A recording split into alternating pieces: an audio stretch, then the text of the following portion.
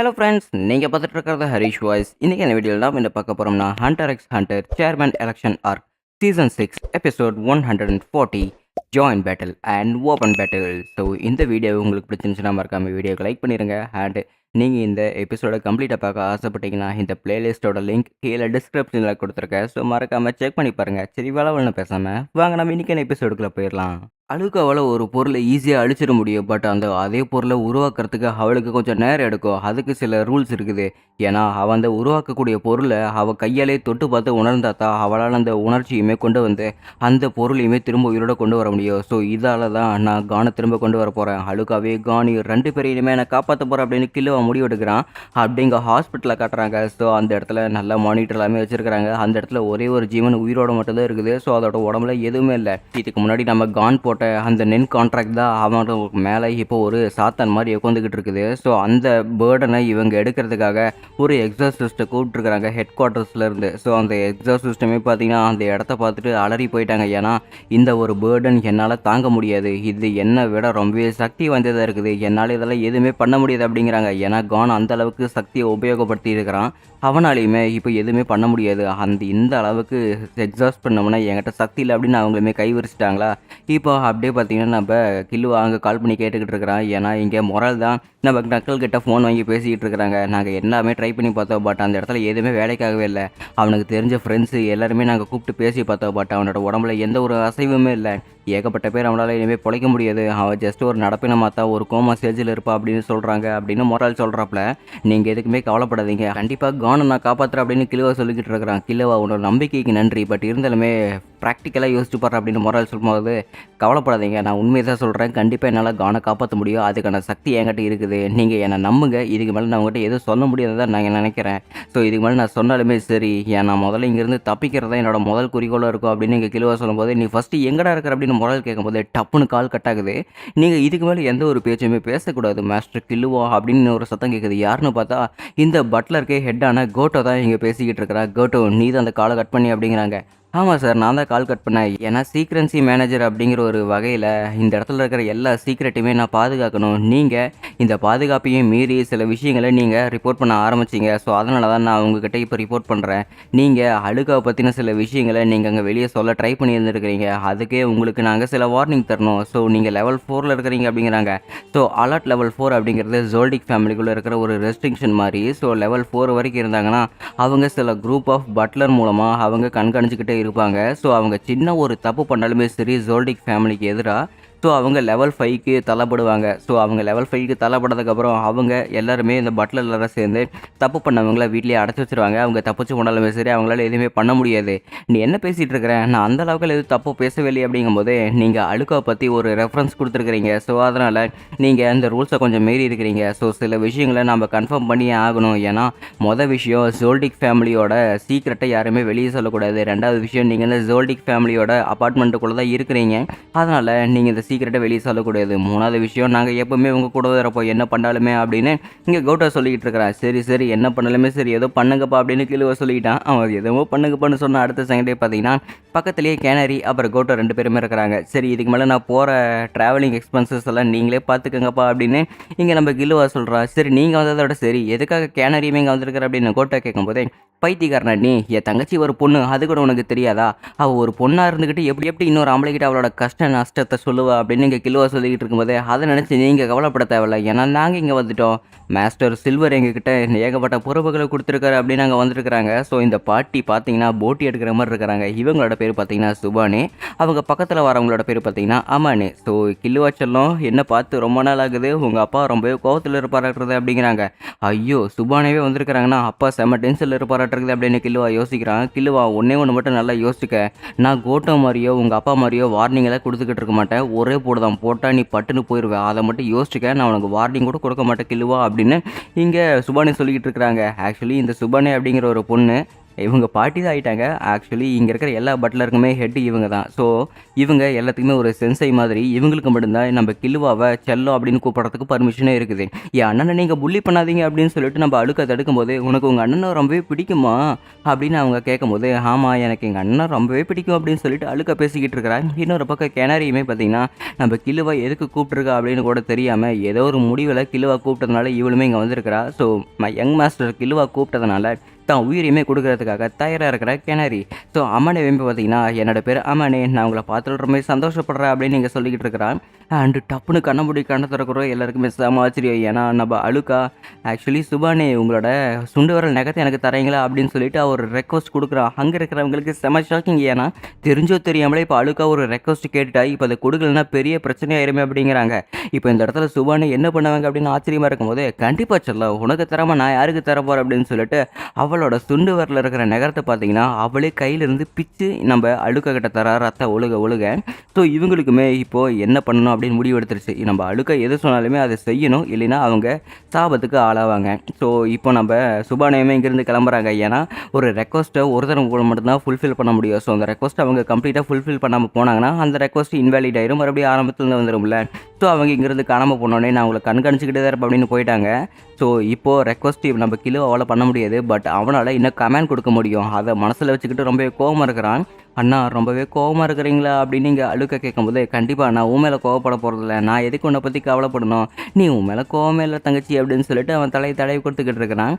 சரி அப்படின்னா நாமளுமே இங்கிறது கிளம்பலாமா அப்படின்னு சொல்லிட்டு கோட்டோ அவங்க எல்லாருமே பார்த்தீங்கன்னா காரில் ஏறி டேரெக்டாக அந்த ஹாஸ்பிட்டலுக்கு போகிறதுக்காக வேலையை தான் இருக்கிறாங்க. ஸோ இவங்க எல்லாருமே சேர்ந்து எப்படியாவது அழுக்காவோட பவரை பயன்படுத்தி நம்ம கானா ஹீல் பண்ணலாம் அப்படின்னு போய்கிட்டு இருக்கிறாங்களா. இப்போது நம்ம கோட்டோவுக்கு ஒரு கால் வருது நம்ம கில்லுவாவோட ஃபோன் கிட்ட இருந்து. அவன் யாரோ கால் பண்ணுறாங்களா. ஆக்சுவலி நம்ம கோட்டோ, "நீங்கள் யார், எங்கிறது கூப்பிட்றீங்க, அதெல்லாம் உங்ககிட்ட சொல்ல முடியாது, அதெல்லாம் உங்ககிட்ட சொல்ல முடியாது" அப்படின்னு அவன் சில பர்சனல் விஷயங்களை கேட்கும்போது அவன் சொல்ல முடியாதுன்னு மறுத்துறான். உங்களோட பேர் என்னன்னு கேட்காமலே பார்த்தீங்கன்னா அவன் ஃபோனை வச்சுட்டான். ஸோ கேட்டதுக்கப்புறம் அவன் கரெக்டாக சொல்ல ட்ரை பண்ணுறான். பட் அவனுமே பார்த்தீங்கன்னா சொல்ல முன்னாடியே கட் பண்ணிட்டானா. மறுபடியும் அந்த கால் வருது. "நான் தாண்டா லியோ, உனக்கு தெரியலையா பைத்தியக்கார, எதுக்கடா ஃபோனை வச்ச" அப்படின்னு சொல்லிட்டு கத்திக்கிட்டு இருக்கிறான். "ஓ இவரா, ஆக்சுவலி மாஸ்டர் லியோ, உங்கள் கூட பேசிய ரொம்ப நாள் ஆகுதுல" அப்படின்னு இங்கே கோட்டோ சொல்லும்போது, "யார் அந்த காயின் பையனா, டேய் உங்களுடைய நான் பேசிக்கிட்டு இருக்கிறேன், சரி அந்த இடத்துல கில்லுவா எங்கே இருக்கிற" அப்படிங்கும்போது, "கில்லுவா மாஸ்டர் இங்கே தான் இருக்காரு, நீங்கள் எதுக்குமே கவலைப்படாதீங்க, அவர் இங்கே வந்துக்கிட்டு தான் இருப்பாரு, நான் உங்ககிட்ட அவர்கிட்ட பேச விட மாட்டேன்" அப்படின்னு இங்கே கோட்டோ சொல்லிக்கிட்டு இருக்கிறான்.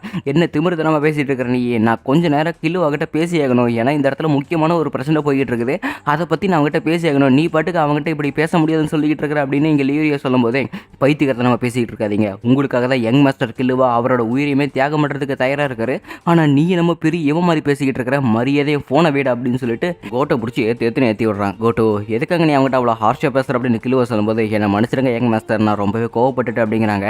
"சரி அப்படின்னா ஃபோனை என்கிட்ட கொடு, கவலைப்படாத, எனக்கு இன்னும் ஒரு தடவை ரெஸ்ட்ரிக்ஷன் வந்தால் நீங்கள் என்னை வீட்டில் போட்டு அடைச்சிடுவீங்கன்னு எனக்கு நல்லாவே தெரியும், அதனால் நான் எதுவுமே சொல்ல மாட்டேன்" அப்படின்னு இங்கே நம்ம கில்லுவா சொல்லிக்கிட்டு இருக்கிறா. ஸோ கால் அட்டன் பண்ண உடனே நம்ம கில்லுவா தான் பேசிக்கிட்டு இருக்கிறான். "இங்கே பாரு, என்கிட்ட சில விஷயங்கள் இருக்குது, அதை நான் வந்து கண்டிப்பாக ஹெல்ப் பண்ணுறேன், ஸோ அதை நான் உங்ககிட்ட டேரெக்டாக சொல்ல முடியாது, நான் சில ரெஸ்ட்ரிக்ஷனில் இருக்கிறேன், அதை மட்டும் நம்புங்க" அப்படிங்கிறாங்க.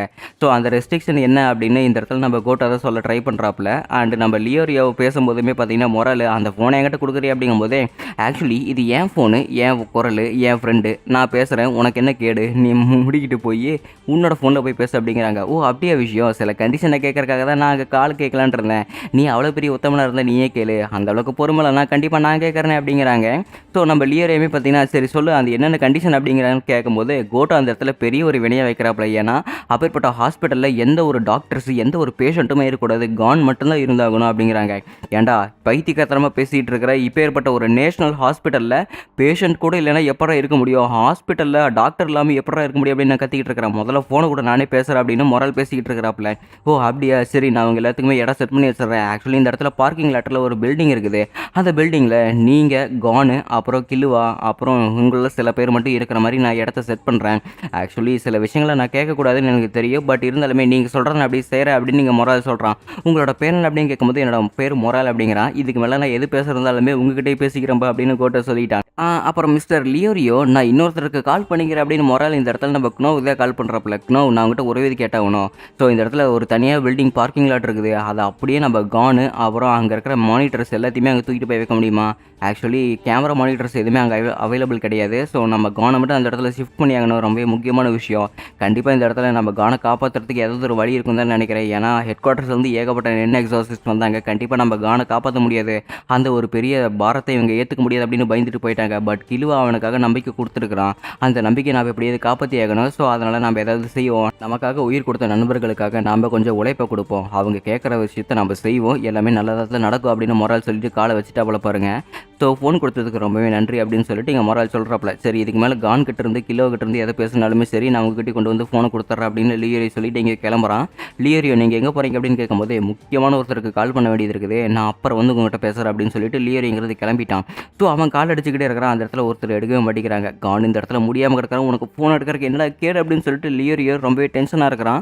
அதுக்கான காரணம் அவன் கால் பண்ணுறது வேறு யாருக்கு மேலே நம்ம குராபிக்காவுக்கு தான். ஏன்னா அவன் கோட் சூட் போட்டுக்கிட்டு ஏதோ ஒரு இருட்டு அறையில் ரொம்பவே கோவமாக உட்காந்துக்கிட்டு இருக்கிறான். அவனோட சூழ்நிலை என்ன அப்படின்னு நமக்கு தெளிவாக காட்டவே இல்லை.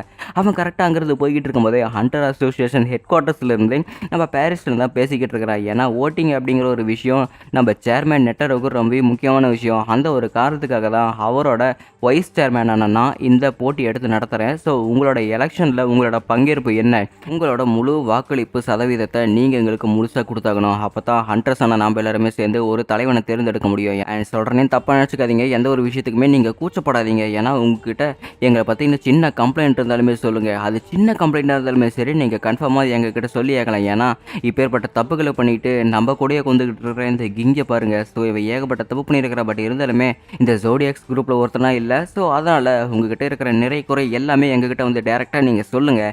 இந்த மைக்கில் நீங்கள் சொன்னீங்கன்னா கண்டிப்பாக நாங்கள் கேட்டுக்குவோம். அண்ட் அது மட்டும் இல்லாமல் எல்லாமே நல்லா தான் நடக்கும் அப்படின்னு நம்புவோம். நம்ம சேர்மனோட வழியில் தான் கண்டிப்பாக நடப்போம் அப்படிங்கிறாங்க. சரி இவ்வளோ நேரம் நல்லா பேசுன பாரிஸ்டன், நீங்கள் வந்து உங்கள் இடத்துல உட்காருங்க வைஸ் சேர்மன். மற்றவங்க எல்லாருமே அவங்களோட ஓட்டிங்க என்ன சொல்கிறாங்க அப்படின்னு பார்க்கட்டும் அப்படின்னு அந்த இடத்துல நம்ம ரேபிட் தான் சொல்லிக்கிட்டு இருக்கிறான். சரி இப்போ யாராவது உங்ககிட்ட ஏதாவது ஒரு குறை இருக்குதாப்பா, நிறைய இருக்குதாப்பா, ஏதாவது தெளிவாக சொல்லுங்கள் அப்படிங்கும்போது நம்ம லியோரியோ தான் கை தூக்குறான். ஹைட்டாக இருக்கிற கோட்டு சூட்டு போட்ட பெரிய ஆளு, நீங்கள் வாங்க என்ன சொல்லணும்னு அந்த மைக்கில் வந்து சொல்லுங்கள் அப்படின்னு ரேபிட் சொல்லும்போது நம்ம லியோரியோ பார்த்தீங்கன்னா நான் உங்ககிட்ட சில விஷயங்கள் கேட்க வர்றேன். அதாவது கிங் அப்படிங்கிற ஒரு ஆள்கிட்ட நான் கேட்கணும் அப்படிங்கிறாங்க.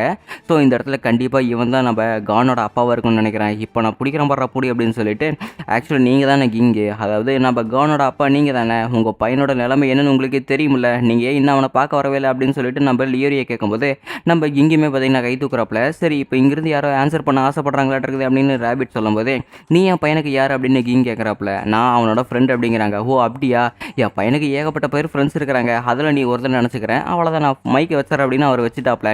உனக்கு என்ன திமிர் இருந்தால் நீ இந்த மாதிரி பேசுவேன், நான் கேட்ட கேள்விக்கு நீ பதிலே சொல்லாமல் நீ பாட்டுக்கு பேசிக்கிட்டு இருக்கிற, உன் பையன் எந்த அளவுக்கு கஷ்டப்பட்டு இருக்கிறான்னு தெரியுமா, நீ வந்து ஒரு வார்த்தை பேசினா போதும் உன் பையன் கண்ணு முழிக்கிறதுக்கு வாய்ப்பு இருக்குது அப்படின்னு லியோரியோ சொல்லும்போது அவன் கேட்டானா என் பையன் அவனே வந்து எங்கள் அப்பா வந்து என்னை பார்க்கணும் அப்படின்னு கேட்டானா, இல்லை அப்புறம் எதுக்காக நீ வந்து என்கிட்ட கேட்குற அப்படின்னு சொல்லிட்டு நம்ம கிங் வந்து கரெக்டாக தான் பேசுகிறாப்புல. ஏன்னா கானோட குறிக்கோளுக்கு அவர் ரொம்ப முக்கியமாக இருக்கிறாப்புல. இதை கேட்கும்போது நம்ம லியோரியோவுக்கு செம கடுப்பாக இருக்குது. ஏன்னா தன்னோட மக சாக கிடக்கும்போது இந்த மாதிரி ஒருத்தர் பேசுகிற அப்பனை பார்த்தா யாருக்கு தான் பிடிக்கும். ஸோ அவர் தன்னோட பவரை பயன்படுத்தி ஒரு நின்று பார்த்தீங்கன்னா கிரியேட் பண்ணுறான். ஸோ அந்த போர்ட்டலில் இருந்து அவன் அந்த டேபிளை நுணுக்கினதுக்கப்புறம் கரெக்டாக நம்ம கிங் இருக்கிற இடத்துல பார்த்தீங்கன்னா ஒரு போர்ட்டல் ஓப்பன் பண்ணி முகரையிலேயே குத்திட்டான். இந்தாடா வாங்கிக்கடா பரதேசி, உனக்குலாம் இதுதான் சரியான தண்டனை வாங்கிக்கோ அப்படின்னு சொல்லிட்டு பார்த்தீங்கன்னா நம்ம லியோரியை கத்திக்கிட்டே இருக்கிறான். இந்த மாதிரி ஒரு காட்சியை நீங்கள் எங்கேயுமே பார்த்துருக்க மாட்டீங்க. இது நீங்கள் லைவ் ஸ்ட்ரீமில் கூட பார்க்கலாம் அப்படின்னு எல்லாருமே சிரிச்சுக்கிட்டு இருக்கிறாங்க. அதோட எபிசோட் முடிக்கப்பட்டதே.